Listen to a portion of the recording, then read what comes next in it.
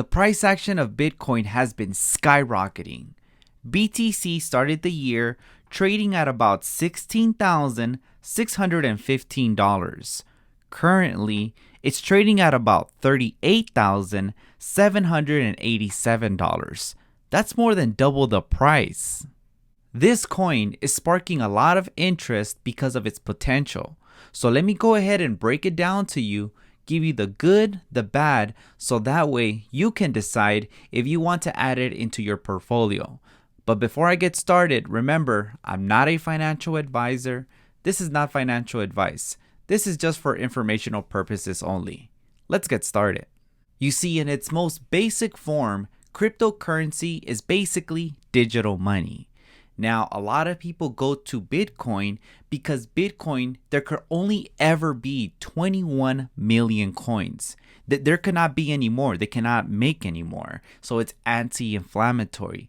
That's very different from the government, because if the government runs out of money, all they got to do is just print more money, therefore causing inflation.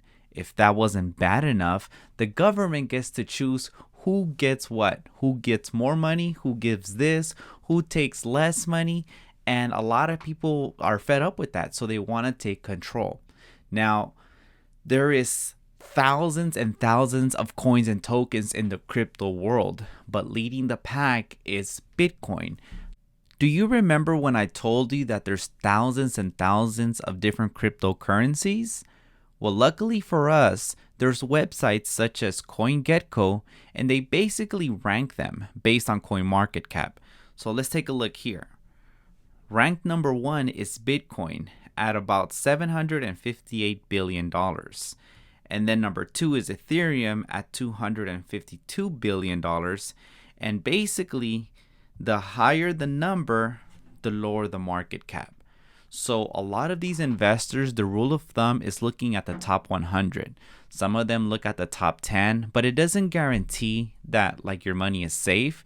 It just basically means that the market cap for that cryptocurrency is higher. So basically, a lot of people like to stay within like the first 10, first 100, but again, that's up to you. But today we're just talking about Bitcoin. So let's get back to Bitcoin. Here's something that not a lot of people are going to tell you. You see, with Bitcoin, it actually runs in waves. Every 4 years, there's an event called the halving event. And basically, for investors, it's an opportunity to make money. I'll show you what I mean. Let's start the data by looking at the year 2012. In 2012, when the halving event happened, it took 90 days to reach a new all-time high, the peak. You see that? So after the halving event, do you see how it peaked from the previous all-time high? Now let's take a look here. 4 years from this is 2012 plus 4, 2016. So now let's take a look at 2016. It took 240 days to make a new all-time high after the halving event. So when the halving event happened, from that time, 240 days time, there was a new all-time high. And do you notice here that after just a little bit of time, it reached the previous all-time high? Now let's take a look at 4 more years. 2020. In 2020, it took 220 days to reach a new all-time high. You see that? And after the halving event, do you see how it matches with the previous all-time high? So now what's going to happen? It is expected that in about mid-April 2024, the new halving event is going to happen. And if it's like anything from the past, in X amount of days, that's the $1 million question. When are we going to reach a new all-time high? And that's why a lot of people are looking into Bitcoin, because of what this is happening. Again, nothing is guaranteed. At the end of the day, cryptocurrency, we're just speculating that it's going to work. We're assuming it's going to work. But at the end of the day, charts like this help you better understand why it is that you're investing in Bitcoin. Now I'm going to give you bearish scenarios. Remember, Bearish means why you don't like it. So for me, the number one reason is Satoshi Nakamoto. Now, who's this guy? He's the founder. He's basically the guy that made Bitcoin.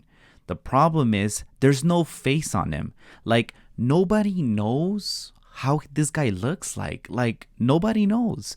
So there's something about that I don't like. You know, it's kind of disturbing for me.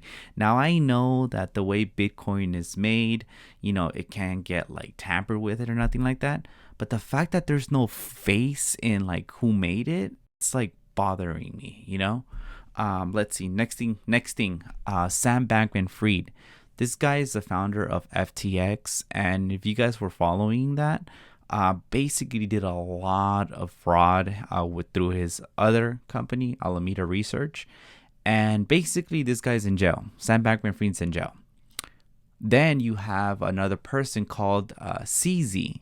This guy's the founder of Binance. Now, this guy pleaded guilty to some charges and he stepped down as the CEO of Binance. Not good. Then you have the SEC, like with the regulations. Now, even though it's kind of good for the consumer, they try to protect, it gives a lot of negative press. And also, you could argue that with a lot of these like smaller coins and tokens, there's a lot of rug pulls, a lot of pump and dump. So what that basically means is that they artificially like pump the token or the coin, and a lot of people get like, you know, oh my god, we're gonna become millionaires, and then like they put a lot of money into the coin and it pumps, and then some people, they just cash all out, and then it just goes to zero and people get wrecked. So I don't like that. Now, bullish scenarios, it's a good way to diversify your portfolio. I did talk about, like, for me, I like to have a little bit of my portfolio in cryptocurrency just so I can have some exposure to it. Also, you got the halving event. Because of what history shows us, even though it's not guaranteed, it's a good time to kind of get in before the halving event, because once it starts pumping, you know, we kind of have an idea. So the fact that I know what halving event is, it gives me legs up, if that makes sense. And then the biggest thing is the spot Bitcoin ETF. A lot of these people are saying it's not if it's going to happen, but it's when it's going to happen. And when there's a Bitcoin spot ETF, it gives like the major people, like the 401ks and all them, to start investing in that. And a lot of people predict that that's when Bitcoin is just going to skyrocket. So with that being said, if you did find this informative, please don't forget to like, subscribe, and hit that bell icon so you could get notified whenever I post new videos. Now, I'm just going to give you a quick update on the YouTube portfolio, and then I'll see you next week. Now, let me give you an update on my YouTube portfolio, where I invest $1,000 every month until I hit $100,000. We're going to look between the weeks of 11/20 and 12/4. So let's click on it. First thing is first, you can find me now on TikTok. I'm under Investing with Gio. So I started now a new TikTok where basically it's a new way to interact with me. I do post reels, usually under a minute, and I talk about like the latest news on the stock and crypto market. Also, Petco, they actually missed earnings. So it was expected at 2 cents, and it was actually at -5 cents. So they missed earnings for third quarter. This is Petco, ticker WOOF. Now, after the news, I did buy 150 shares of Wolf at $2.88. The reason is I wanted to dollar cost average, and Wolf missed earnings. So I took that bad news as basically a buying opportunity. So here, I just basically show you the power of like dollar cost average. Now, before I had 200 shares at $4.36 each. The market value was at $577. Now, since I added more, I have 350 shares. So now I have more shares. The market value is more, but look at this. My average cost went down from $4.36 to the new $3.73.